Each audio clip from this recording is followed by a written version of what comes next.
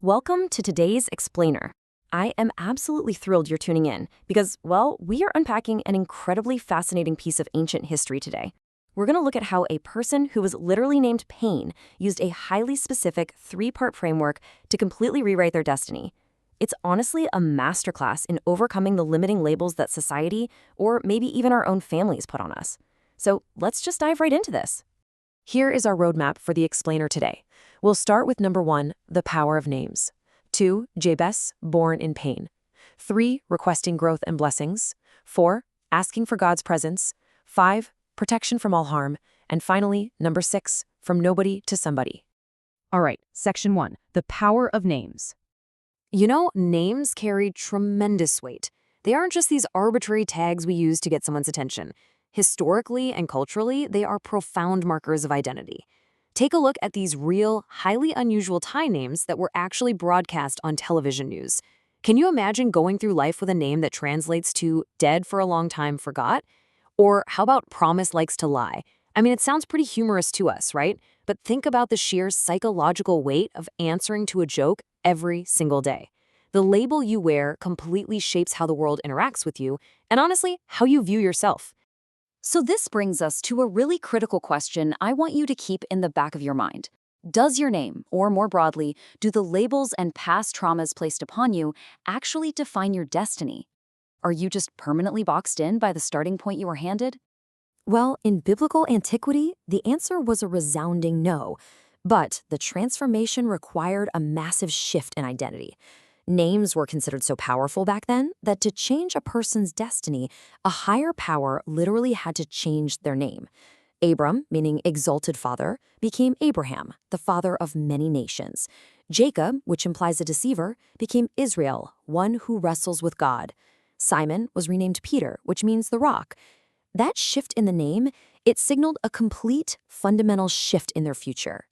Moving on to section 2, Jabez, born in pain. Okay, so we are looking at a man whose starting point was arguably one of the most discouraging in the entire historical record.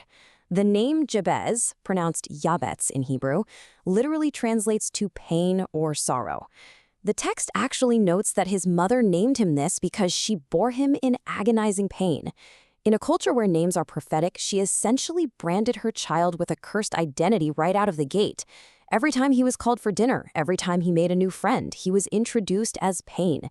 He was just a walking, breathing reminder of trauma. But here is where the whole story pivots. Rather than just sinking into this negative label, Jabez took action. According to the record in 1 Chronicles 4:9-10, Jabez cried out to the God of Israel. He flat out refused to let his past dictate his future. He didn't just passively accept his lot in life. He actively crossed a threshold by appealing to a higher power to intervene and rewrite his story. Which brings us to section 3, requesting growth and blessings. So what exactly did he say?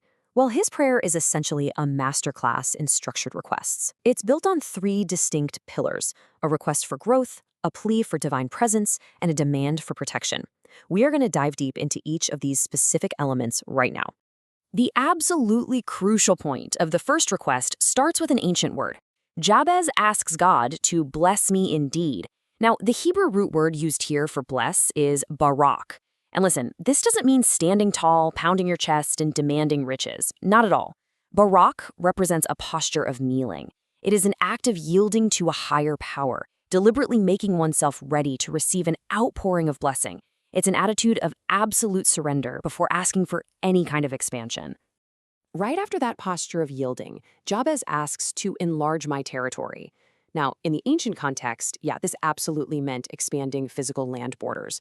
More land meant more resources to survive. But the modern application drawn from this text, it is profoundly relevant to us today. It's about expanding your spiritual capacity, your influence, and your comfort zone. It's asking to be stretched so you can take on greater responsibilities and make a much larger impact, moving way beyond the restrictive borders of a label like pain. Let's look at section 4, asking for God's presence.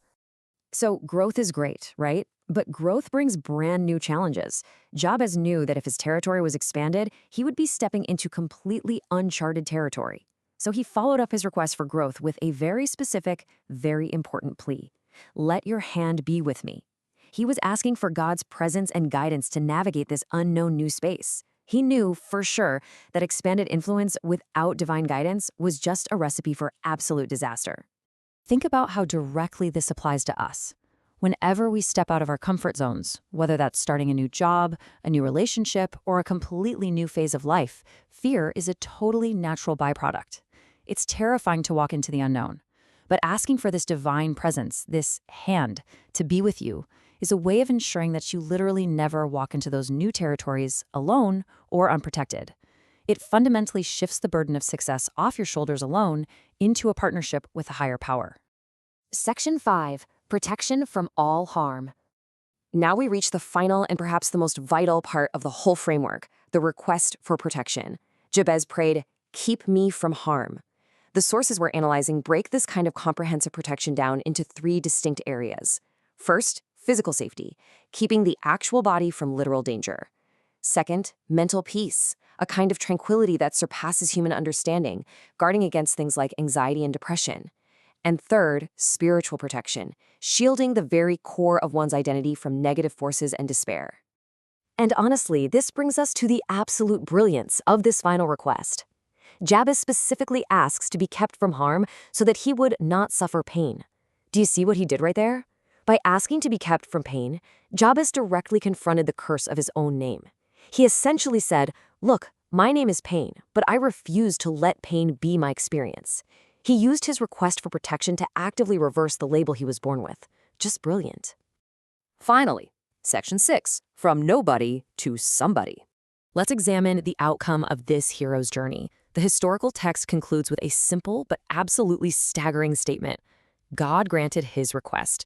Jabez started out as a burdened nobody, defined solely by his mother's trauma and a literal name that meant pain. But through his proactive, structured plea, he was elevated into an honorable somebody. In fact, the text explicitly notes that he became more honorable than all his brothers. The transformation was 100% complete. So what is the core takeaway you should pull from our explainer today? Well, it's this. You absolutely do not have to be limited by your starting point. You aren't bound by your past traumas, and you certainly don't have to accept the limiting labels that society or even your own inner critic slaps on you. If you actively step forward, seeking growth, asking for presence in the unknown, and claiming protection over your mind and body, you can rewrite your story. I want to leave you with a provocative thought to chew on as we wrap things up.